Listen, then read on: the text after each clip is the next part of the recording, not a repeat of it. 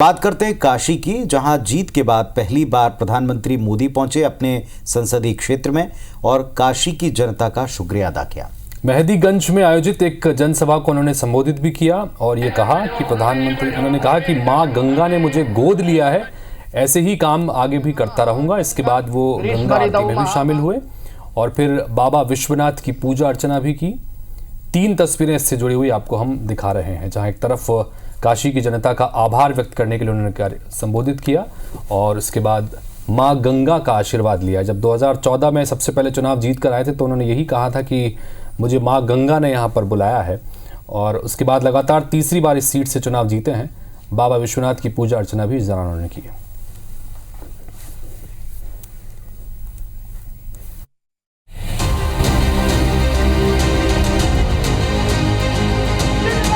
लोकसभा चुनाव के नतीजों के बाद प्रधानमंत्री नरेंद्र मोदी पहली बार वाराणसी पहुंचे। इस दौरान उन्होंने काशी की जनता का आभार भी जताया। चुनाव जीतने के बाद आज हम पहली बार बनारस आयल है। काशी के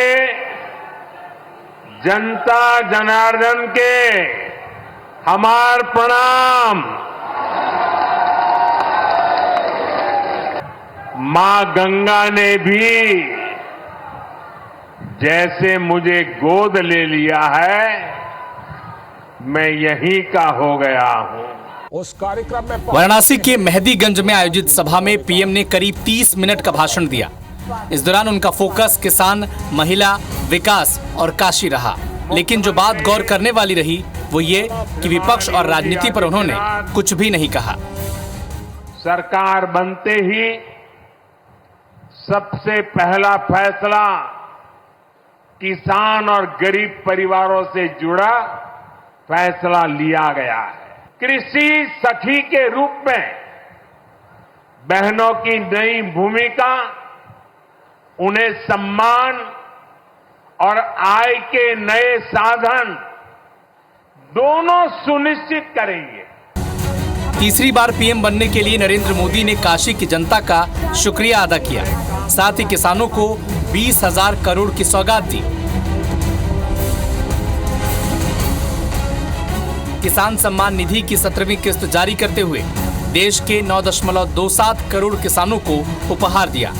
किसानों के खाते में राशि ट्रांसफर होने के बाद केंद्रीय कृषि मंत्री शिवराज सिंह चौहान और उत्तर प्रदेश के मुख्यमंत्री योगी आदित्यनाथ ने नरेंद्र मोदी को सबसे बड़ा किसान हितैषी बताया।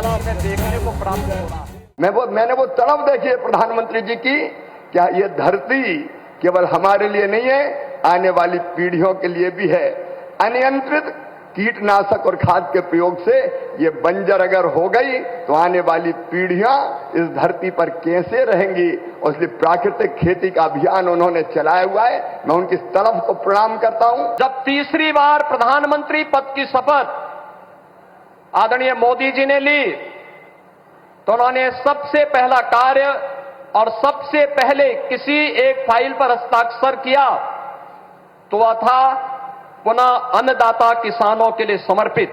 जो अन्य अनेक योजनाएं इस दौरान किसानों के जीवन में परिवर्तन करके उनकी आमदनी को कई गुना बढ़ाने की दिशा में जो प्रयास प्रारंभ हुए, आज उसके परिणाम हम सबको देखने को मिल रहे हैं।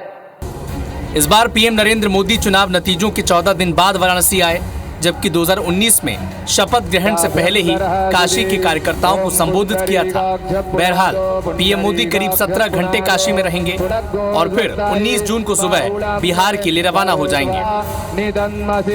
Bureau report, IBC 24।